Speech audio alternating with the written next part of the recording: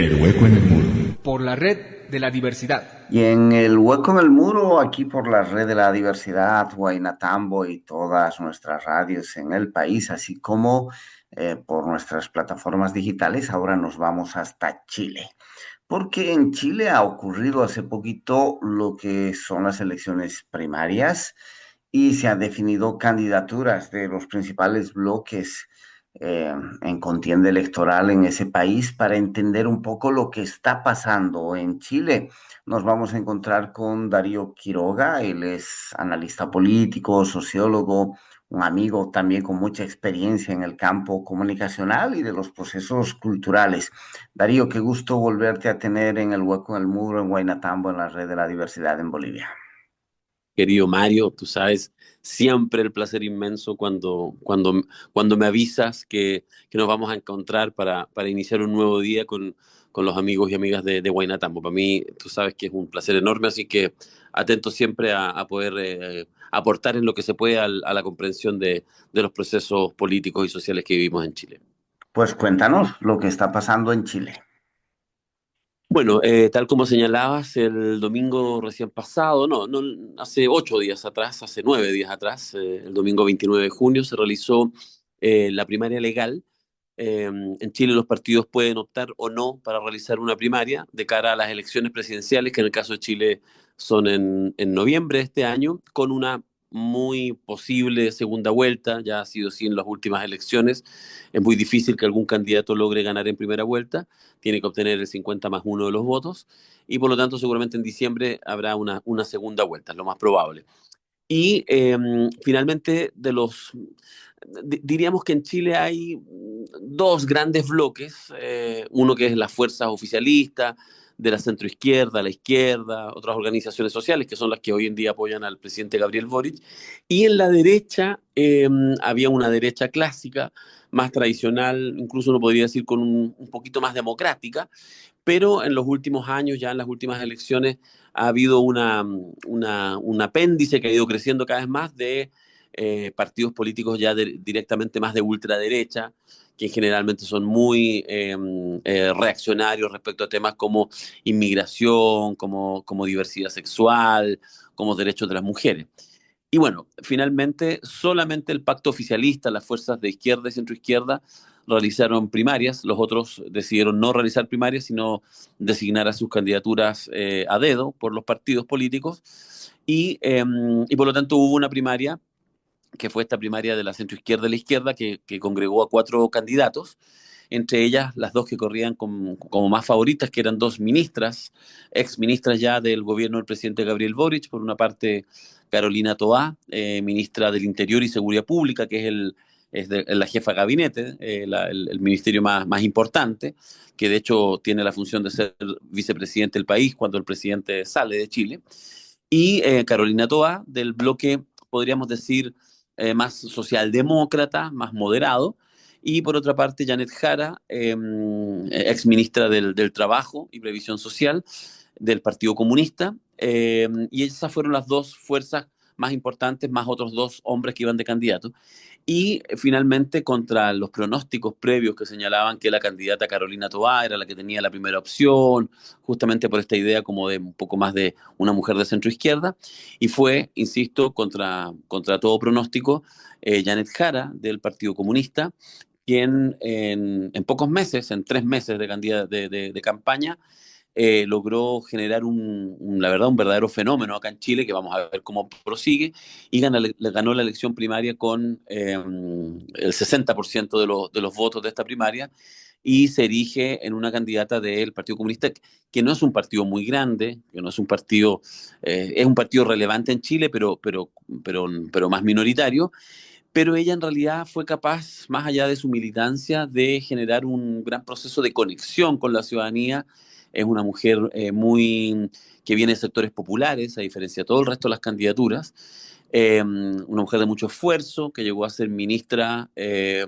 digamos, insisto, no viniendo de los colegios privados clásicos, de las universidades clásicas, sino más bien de sectores populares, y con una gran simpatía y con una gran empatía, que logró, insisto, en muy poco tiempo conectar y hacerse cada vez más conocida, ya no solo como ministra, sino como alguien que es capaz de interpretar al ciudadano común.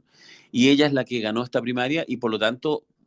sacudió un poco el mapa político del oficialismo, porque nadie esperaba que una militante del Partido Comunista fuera finalmente la candidata de todo el oficialismo, y ahora está en un proceso de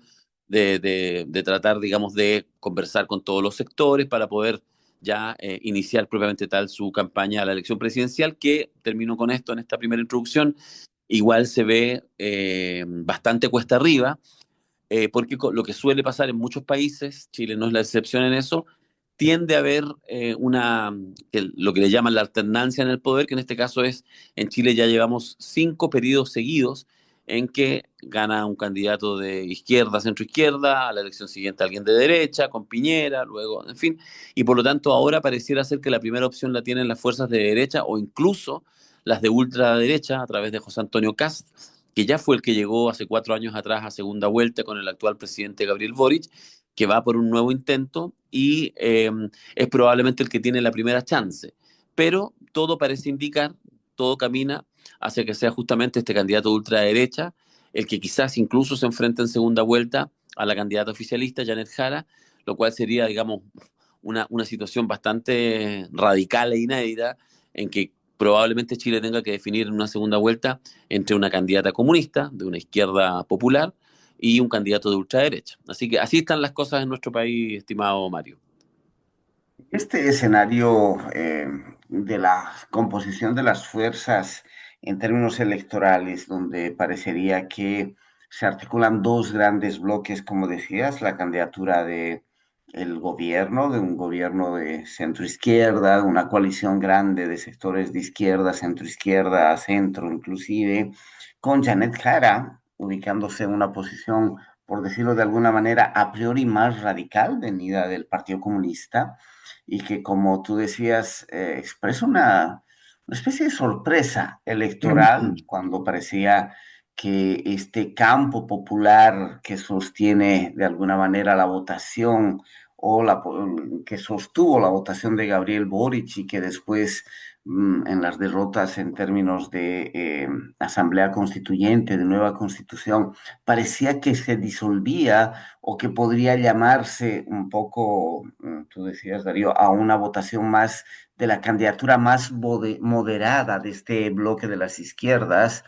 y opta por una salida, entre comillas, a priori más radical,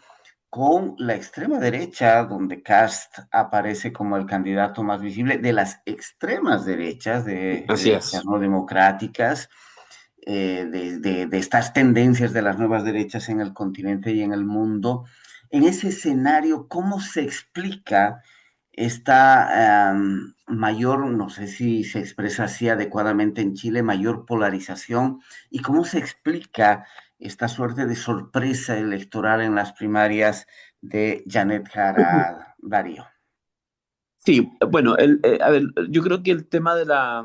un fenómeno que yo por lo menos aquí en Chile lo veo con mucha nitidez, es que probablemente para una cantidad importante de la población las definiciones de ser de izquierda o derecha existen, pero no son significativas. Es decir, hay una masa, yo creo, no menor, algunos analistas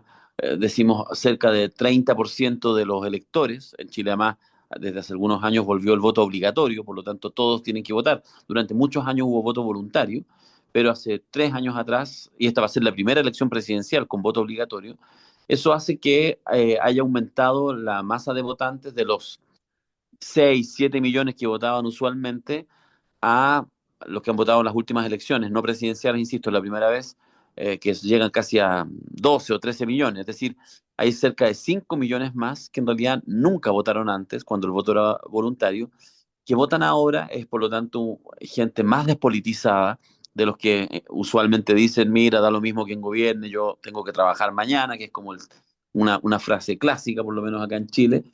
Y entonces que en realidad las lógicas de izquierda y derecha no le hacen tanto sentido. Y son otros los elementos eh, que le hacen sentido a ese electorado. Y que yo diría que tiene que ver con una capacidad de conexión, es decir, de este candidato o candidata de poder interpretar de manera sencilla, genuina, creíble, ciertos deseos o expectativas que tiene esta ciudadanía, como insisto, menos politizada, menos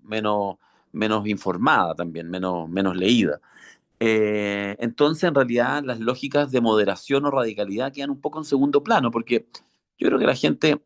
busca moderación, pero la moderación no implica estar más cerca del centro político. En Chile hay un fenómeno que ya lleva por lo menos 10 años, si es que no más, de una paulatina desaparición del centro político más tradicional. Y más bien lo que hay efectivamente es un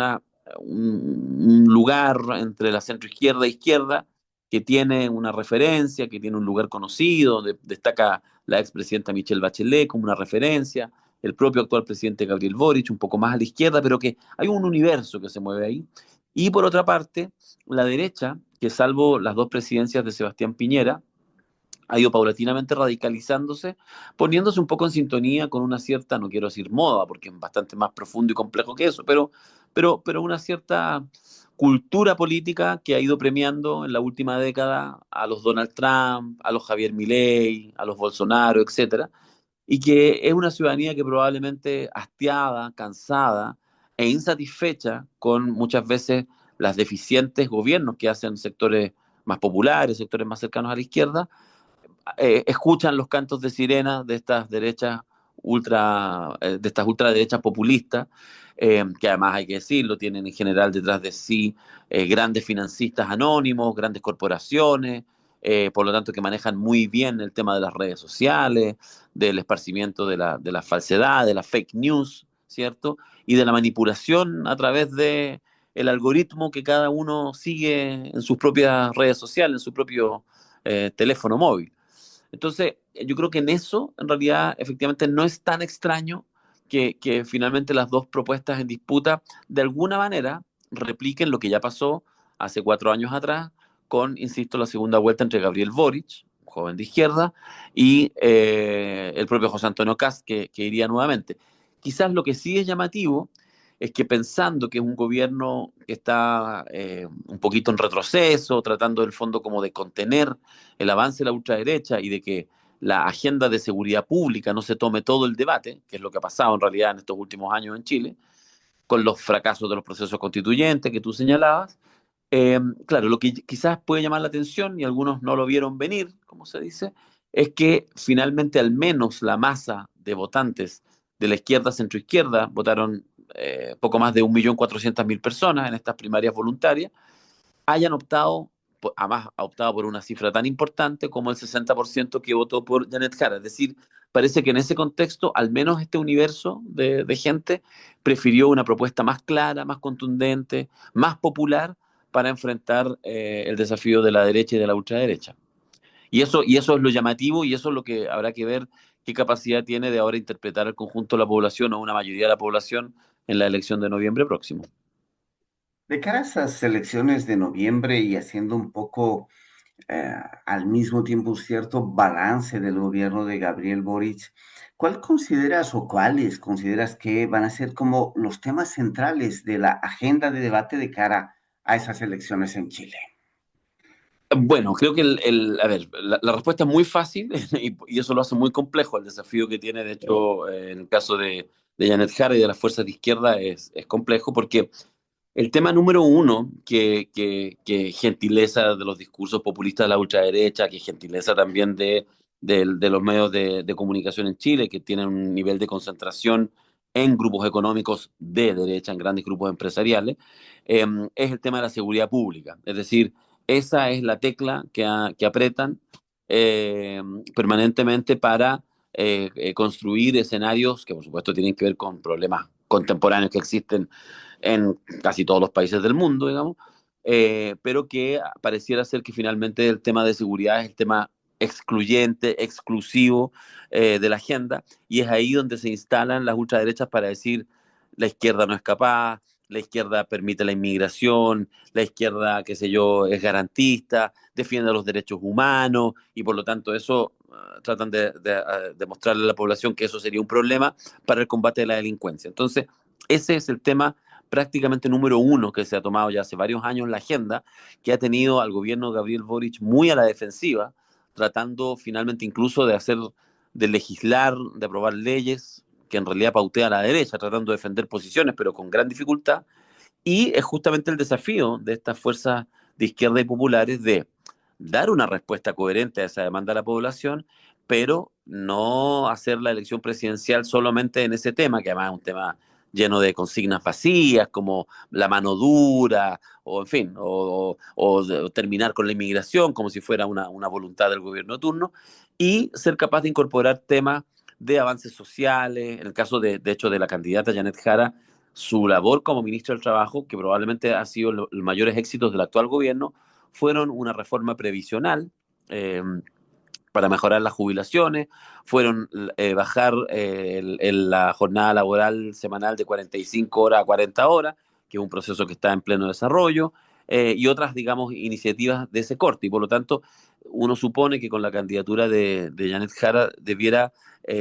construirse una plataforma mucho más integral que, insisto, aborde el tema de seguridad, que es el tema claramente de preocupación número uno, pero sin que eso implique tomar, digamos, la agenda de la derecha, absurda, populista, definitivamente falsa, e incorporar muchos más elementos más complejos y más profundos que tienen que ver con la calidad de vida de los ciudadanos día a día. Para cerrar, Darío, el año 2019 asistíamos a unas movilizaciones en Chile impresionantes, con una capacidad de convocatoria de un campo popular más disperso, también más fragmentado organizativamente, pero que expresaba el vigor de unas nuevas actorías sociales más allá de los partidos, que se expresaba en múltiples formas organizativas y muchas de ellas autónomas. Estas organizaciones y ese oleaje que vivíamos fue fundamental en el debate de la Asamblea Constituyente, pero luego vino este referéndum constitucional en el que esa nueva constitución no fue aprobada. Parecería desde fuera y a la distancia que eso afectó duramente a ese tejido organizativo. Más allá de lo partidario, de este 1,5 millones de personas participando en las primarias, votando por una candidatura más de corte popular, por decirlo así, en ese bloque de las izquierdas chilenas como es Janet Jara. ¿Qué ocurre en este campo organizativo social hoy en Chile? Hay, decías, un electorado que no es un electorado necesariamente politizado, pero ¿y qué pasa en ese plano organizativo? Bueno, yo creo que ahí es donde está casi la principal debilidad. Yo la verdad creo que no ha habido ni cercanamente una recuperación de, digamos, de un campo popular que venía también debilitado al 2019, porque en eso es importante el diagnóstico. Yo sé que en otras oportunidades lo hemos conversado, Mario, pero yo diría que la expresión del 2019, este estallido social, no fue fruto de un proceso de maduración del campo popular ni de las organizaciones sociales. Fue la expresión de un hastío, de una molestia, de una rabia contenida en el conjunto de la población y que básicamente tuvo que ver con la sensación permanente de abuso. Esa fue quizás la palabra en mayúscula, una sociedad que se sintió abusada, pero se sintió abusada por los empresarios que se coludían, que hicieron negocio oscuro, pero también abusada por una clase política y los metió a todos en un mismo saco, en general abusada casi por cualquier forma de poder. Tanto fue así que incluso hasta actores sociales también fueron desprestigiados en este proceso de estallido social. Entonces, si bien eso fue un momento, por supuesto que tuvo una expresión también muy creativa y que de alguna manera hizo que en las semanas siguientes a este estallido social, el conjunto de la sociedad, o al menos los actores políticos, dijera, bueno, esto parece que es tan grande que no se soluciona con medidas parche, es tan grande que tiene el tamaño de una constitución. Y por eso es que se inició el proceso constituyente. Pero hubo ahí, y también yo creo que muchos nos equivocamos, una lectura equivocada del proceso, porque en realidad la gente no estaba pidiendo un proceso de una nueva constitución. Lo que estaba pidiendo es que se fueran todos, ¿ah? Como esta frase clásica. Entonces, por ahí lo escribimos en su minuto, que vivíamos un proceso constituyente en tiempos destituyentes. Y esa contradicción hizo que fracasara ese proceso, que fracasara incluso un siguiente proceso que se intentó realizar de mala manera, y que finalmente llegáramos a este hastío. Entonces, yo diría que ni había al 2019 un gran campo popular, un gran campo social. Yo creo que es una de las debilidades en Chile desde hace décadas de las fuerzas de izquierda, que más bien se han concentrado en el lugar de los partidos políticos, con poca presencia, es decir, desde las experiencias de la década del 80 en dictadura militar, a partir de los 90 con la labor de la democracia, en general las fuerzas de izquierda se concentraron en las tareas gubernamentales. Gobernaron desde el año 90, 20 años seguidos hasta el 2010, las fuerzas de centro y centro izquierda. Y solo que un grupito de izquierda, por ejemplo el Partido Comunista, más bien excluido, pero por fuera del sistema, no tenía una presencia significativa en ninguna parte. Entonces, yo creo que lo que mantenemos ahora es esa misma debilidad estructural de falta de fuerza en el tejido popular, y a eso se le agrega una cierta sensación todavía, yo creo, de duelo y de orfandad de lo que dejó el 2019, porque para mucha gente, luchadores de décadas de trayectoria y jóvenes también, lo del 2019 fue, y fue una de las frases más importantes en su minuto, el Chile despertó. Y entonces cuando pasaron los meses y pasó un año y se inició el proceso constituyente y finalmente eso derivó en nada, en un rotundo fracaso y un rechazo, lo que hubo para mucha gente fue un nivel de frustración muy, muy importante que sigue teniendo al tejido social muy, pero muy debilitado. Entonces, de pronto hay ciertos asomos. Hace 6 meses atrás hubo elecciones municipales en Chile y hubo algunos municipios grandes, de los más grandes de Chile, que por ahí se metieron algunos representantes populares, incluso fuera de los partidos, pero fueron pequeñas expresiones. Y quizás el triunfo de Janet Jara es eso, es sobre todo al menos la rearticulación de una porción, quizás no mayoritaria todavía, importante de los chilenos que dicen, mira, si vamos a ir a una disputa presidencial, al menos que sea con las ideas del campo popular. Y eso yo creo que es lo que representa Janet Jara, y en ese sentido puede ser, no, yo no sé si ella tenga éxito o no en la elección final, es difícil, pero tiene un carisma tan excepcional y tan fresco, tan nuevo, justamente por este contenido popular, pero por la capacidad sobre todo de conectar con la ciudadanía, que quizás, claro, puede ya sea o ganar la presidencia, que sería una sorpresa mayúscula, o al menos volver a reconstruir un espacio de soñar, de pensar, de crear, de articular, de organizar. Pero es una tarea absolutamente pendiente, sigue estando pendiente de las últimas décadas, y creo que es justamente, termino con esto,